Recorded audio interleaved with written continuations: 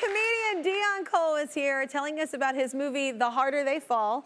And while he wasn't at the SNL 40th anniversary after party, I'm assuming my invitation as well was misplaced at the printer. Cool, it's fine, I didn't want to go anyway. Deon and I, we had better things to do. But he did have lots to say about some other SNL legends, so watch this. So you're back to traveling a bit for your stand-up. So is that exciting? Are you a good traveler? Yeah, I mean, definitely. We out hitting the road again, doing our shows and stuff. And you know, I'm a decent traveler. I travel as light as possible, though. That's what's wrong with a lot of people. When you travel, you take too many what-if clothes, and you know you're not gonna wear them what-if clothes. You know you're not. This is true. Or you bring your fat clothes and your skinny clothes. I just bring the fat ones. You just bring. I just don't even dream big. I'm just like, I'm bringing the cozies. Yeah, I bring all my big clothes, and if I do get skinny, then I go shopping. That's what you deserve for being skinny. Yeah, that's what motivating. You do. Yeah. If you get skinny, your reward is to shop. And that's what I say. Yeah. So that's what I do. I make sure I roll up all my clothes so everything get in there. But there's no in between clothes. Either I look bummy or I'm super clean. Me too. Yeah. Me too. Who are these people that at like airports and they're literally like, I mean, heeled out, like full on suit or like full. It's all. I'm like, where are you? Are you going directly there when you land? Like. What? Where are your comfy clothes? I think they get I think the information is if you're in business class or something like that, you have to be dressed up or whatever. That's how it used to be. They must look at me like, how did you get here? Yeah. I'm usually in like comfy travel wear.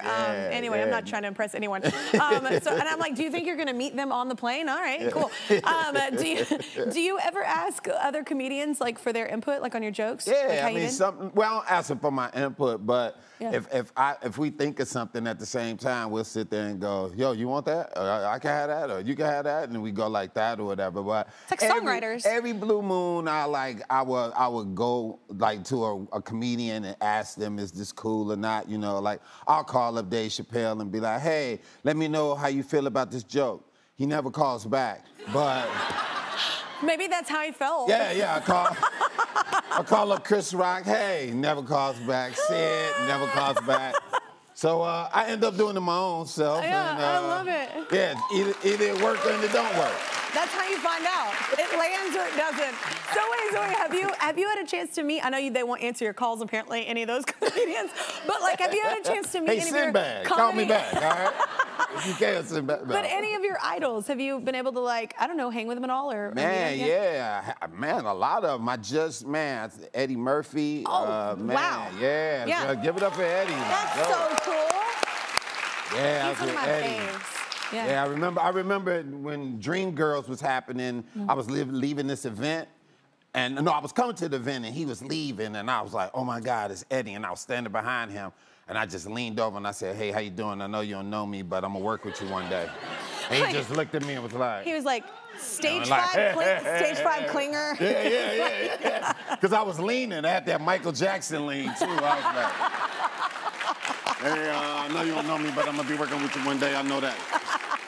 And it's not meant to be creepy at all. Yeah, but then here we are later. I was at a party, a Netflix party, and he came up to me and told me he enjoyed my work. And Did he remember that the other time? No, he did not. Oh he just came up to me and was like, man, I'm a fan of your work, and I couldn't believe it. And wow. And also now I'm working with him too. So that's so cool.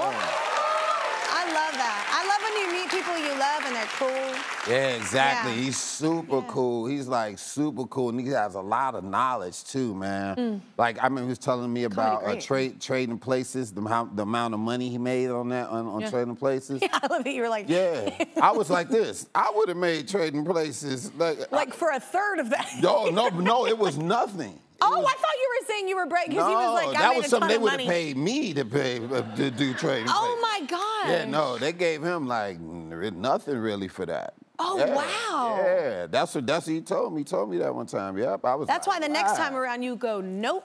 Yep, but the next Wait. time, Yeah. he made up for that. Yeah. Yeah, Yeah, I would I'm have too quite if sure. I were him. Yeah, that's how you got to do. I thought you were saying, yeah, he told me how much money he made, and I was like, that's kind of weird. No. I banked on this one job. It's like, just to rub it in. It's like, so wait, do you remember how you reacted when you first had your first fan experience with someone really loving you? Yeah, Okay. it scared me. What?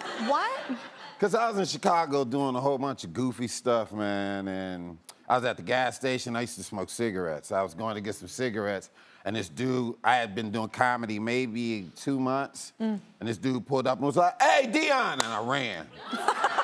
Did you owe someone money? I was running, and I heard him in the distance go, "You funny than a."